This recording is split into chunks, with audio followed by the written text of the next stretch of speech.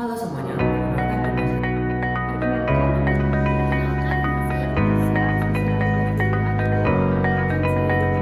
Halo semuanya, perkenalkan nama saya Ilham Ramadan dengan NPM 2451177. Jadi di sini kelompok kami mengambil judul penyalahgunaan kewenangan dalam pembentukan peraturan. Analisis konstitusional terhadap Perpu Cipta Kerja tahun 2022.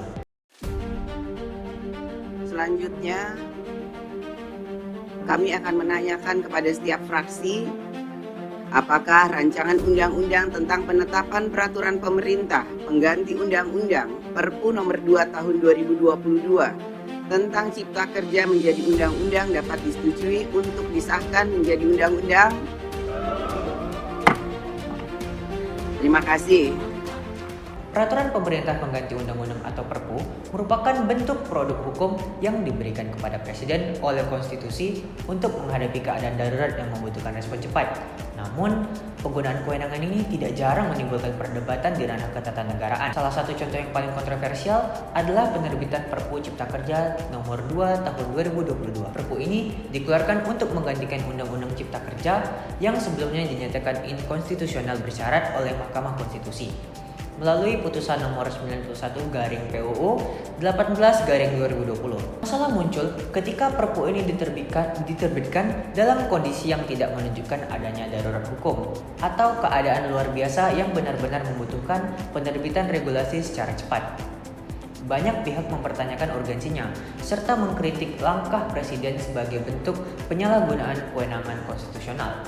Oleh karena itu, kajian ini penting untuk dilakukan secara mendalam, baik dalam aspek normatif, konstitusional, maupun dengan pendekatan intervensi hukum yang sahih. Permasalahan yang akan kami bahas pada materi ini yaitu apakah penerbitan Perpu Cipta Kerja tahun 2022 telah sesuai dengan ketentuan pasal 22 Undang-Undang Dasar 1945 dalam prinsip-prinsip hukum tata negara Indonesia. Dan yang kedua, bagaimana penerapan metode logika hukum, metode intervensi hukum, serta metode konstruksi hukum dalam menilai keabsahan tindakan Presiden tersebut. Dan yang ketiga, apakah sikap konstitusional yang seharusnya diambil oleh publik, masyarakat sipil, dan lembaga legislatif dalam menghadapi praktik penyimpangan seperti ini? Ketiga pertanyaan ini akan dianalisis secara sistematis untuk memberikan pemahaman yang menyeluruh dan kritis terhadap isu yang sedang berkembang dalam praktik ketatanegaraan Indonesia. Baik, kita akan lanjut kepada analisis hukum. Yang pertama ada ketentuan konstitusional dan putusan MK.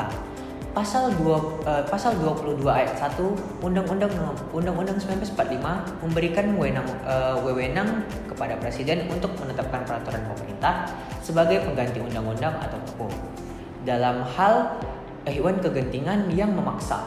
Namun rumusan ini bersifat terbuka dan multitafsir. Oleh sebab itu, Mahkamah Konstitusi melalui putusan nomor 138/PUU nomor 7/2009 telah memberikan batasan yang telah jelas dan tegas mengenai makna kegentingan yang memaksa.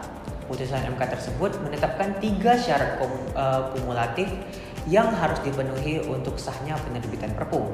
Yang pertama, adanya keadaan mendesak untuk menyelesaikan masalah hukum secara cepat. Yang kedua, undang-undang yang dibutuhkan belum ada sehingga terjadi kekosongan hukum, atau undang-undang yang ada tidak memadai. Dan yang ketiga, prosedur pembukaan undang-undang secara biasa akan memakan waktu terlalu lama, sementara keadaan tersebut membutuhkan kepastian hukum segera. Perkenalkan, nama saya Nasya Putri Ulfa dengan NPM 2451109. Dengan mempertimbangkan ketiga syarat tersebut, maka harus dinilai apakah kondisi saat diterbitkannya Perpu Cipta Kerja memenuhi ketiganya secara objektif dan faktual. Berdasarkan data yang ada, tidak ditemukan keadaan darurat nasional, krisis ekonomi besar, atau ketegangan politik dan sosial yang mengancam keselamatan negara. Justru yang terjadi adalah UU Cipta Kerja dinyatakan inkonstitusional bersyarat oleh MK. Namun, masih diberi waktu 2 tahun untuk diperbaiki. Ini artinya, tidak ada kekosongan hukum yang bersifat mutlak yang menuntut penerbitan regulasi secara mendesak. Lebih jauh lagi, pemerintah beralasan bahwa penerbitan Perpu diperlukan karena adanya tekanan ekonomi global dan kekhawatiran investor terhadap kepastian hukum. Namun argumen ini lebih merefleksikan urgensi politis dan ekonomis, bukan urgensi yuridis yang diakui oleh konstitusi. Hal ini bertentangan dengan prinsip rule of law, di mana pembentukan hukum tidak boleh didasarkan pada kepentingan subjektif atau tekanan pasar semata. Secara logika hukum, Perpu sebagai produk hukum bersifat luar biasa dan tidak dapat diperlakukan setara dengan mekanisme legalisasi biasa. Prinsip lex specialis lege generali juga berlaku di sini.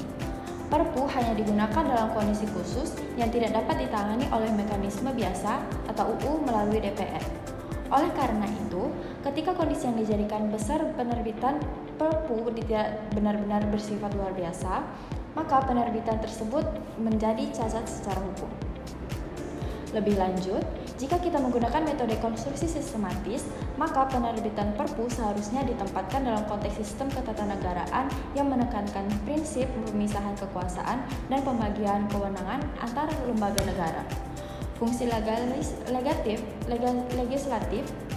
legislatif adalah wewenang bersama DPR dan Presiden, bukan Presiden sendiri. Ketika Presiden menggunakan Perpu tanpa alasan konstitusional yang sah, maka ia tidak hanya mengambil alih DPR, tetapi juga mengabaikan prinsip partisipasi dan akuntabilitas dalam proses legislasi. Konstruksi teleologis juga penting dalam menilai substansi dan konteks Perpu. Tujuan dibentuknya Perpu adalah untuk menjamin keberlangsungan negara dalam situasi penting, bukan untuk memudahkan pelaksanaan agenda pembangunan atau mempercepat masuknya investasi.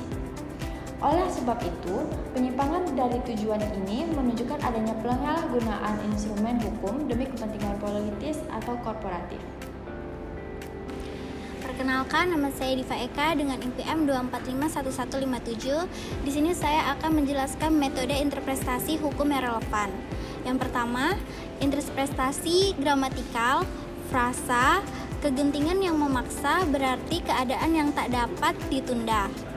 Dalam kasus ini, tidak ada bukti empiris yang menunjukkan bahwa revisi UU Cipta Kerja tidak dapat dilakukan dalam batas waktu yang ditentukan MK. Dengan demikian, secara gramatikal, tidak terpenuhi unsur memaksa. Yang kedua, interpretasi sistematis. Pasal 22 harus dibaca bersama dengan pasal 20 yang menyatakan bahwa DPR memegang kekuasaan membentuk undang-undang. Maka penerbitan Perpu tidak dapat digunakan untuk meniadakan atau melemahkan peran legislatif. Ketika DPR hanya menyetujui Perpu tanpa pembahasan substansial, maka fungsi check and balance menjadi lemah. Yang ketiga, interpretasi historis. Praktik penyalahgunaan Perpu pernah terjadi dalam masa Orde Baru sebagai cara eksekutif untuk menghindari proses legislasi yang partisipatif. Reformasi 1998 bertujuan menghapus praktik semacam ini. Dengan demikian, penerbitan Perpu Cipta Kerja dapat dianggap sebagai kemunduran dalam demokratis pembentukan hukum.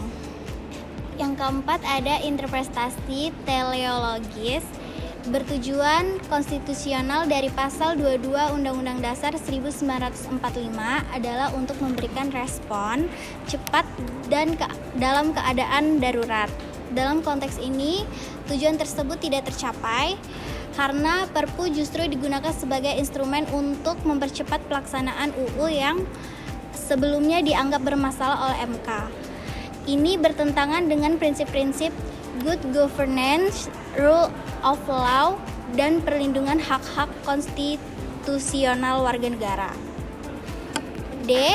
Aspek hukum tata negara dan akibat konstitusional. Dari sisi hukum tata negara, tindakan Presiden menerbitkan Perpu tanpa urgensi konstitusional merupakan bentuk pelanggaran terhadap prinsip pemisahan kekuasaan.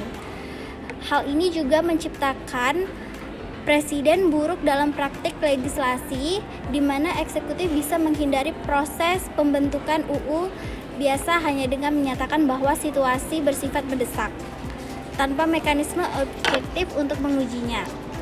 Dampak konstitusional dari penerbitan Perpu Cipta Kerja adalah tergerusnya kedaulatan rakyat dalam pembentukan hukum. karena proses legislatif yang seharusnya terbuka dan partisipatif digantikan oleh regulasi satu arah. Ini bertentangan dengan prinsip demokrasi konstitusional yang menjamin keterlibatan publik dan mekanisme pertanggungjawaban dalam pembentukan kebijakan hukum. Saya Aksasi Ratu Davilia dengan NPM 2451066 akan menjelaskan mengenai pernyataan sikap kelompok terhadap isu AQO. Berdasarkan kajian konstitusional, logika hukum, dan metode interpretasi hukum yang telah disampaikan sebelumnya, kami menyatakan sikap yaitu pertama, menolak penerbitan Perpu Cipta Kerja tahun 2022 karena penerbitannya tidak memenuhi syarat kegentingan yang memaksa sebagaimana ditafsirkan Mahkamah Konstitusi. Tindakan ini mencederai semangat konstitusi dan prinsip negara hukum. Kami berpandangan bahwa tindakan Presiden menerbitkan Perpu dalam konteks ini bertentangan dengan Pasal 22 Ayat 1 Undang-Undang Dasar 1945 serta melanggar asas legalitas sebab tidak terdapat kebutuhan hukum yang tidak dapat ditangani oleh prosedur legislasi biasa. Hal ini berpotensi menjadi preseden buruk yang membenarkan pelampauan wewenang oleh eksekutif di masa mendatang. Kedua, mendesak DPR RI untuk menjalankan fungsi pengawasan dan kontrol secara maksimal, termasuk dengan menolak pengesahan Perpu yang diterbitkan tanpa dasar kegentingan objektif.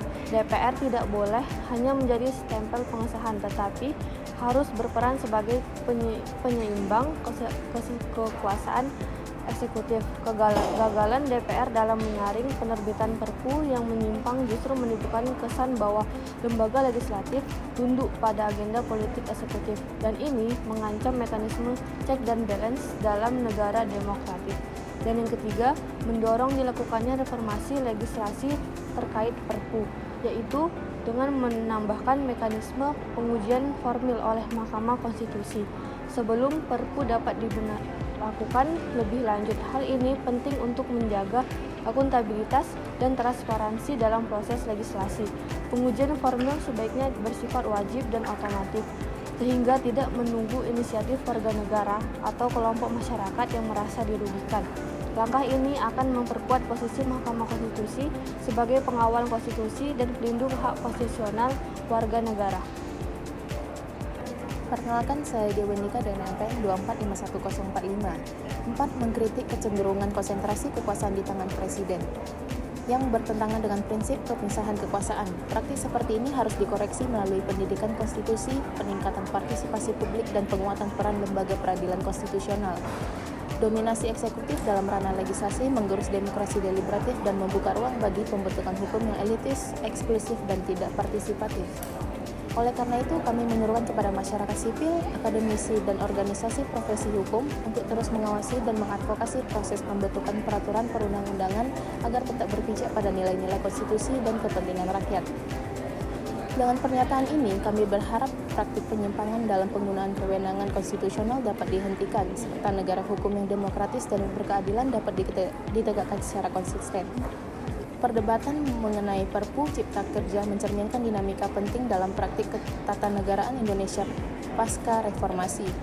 Ketika kewenangan luar biasa digunakan dalam situasi biasa, maka yang terancam bukan hanya prosedur hukum, tetapi juga kredibilitas konstitusi sebagai norma dasar negara. Penggunaan Perpu yang tidak sesuai syarat konstitusional bukan sekadar melanggar teknis, tapi merupakan bentuk penyimpangan konstitusional yang dapat merusak bangunan demokrasi itu sendiri. Sudah saatnya lembaga negara dan masyarakat sipil bersikap tegas terhadap segala bentuk penyalahgunaan kewenangan, serta memastikan bahwa hukum tetap menjadi panglima dalam segala aspek kehidupan bernegara. Dengan begitu, prinsip negara hukum, pemisahan kekuasaan, dan supremasi konstitusi benar-benar dijalankan dalam praktik, bukan sekedar dalam teks.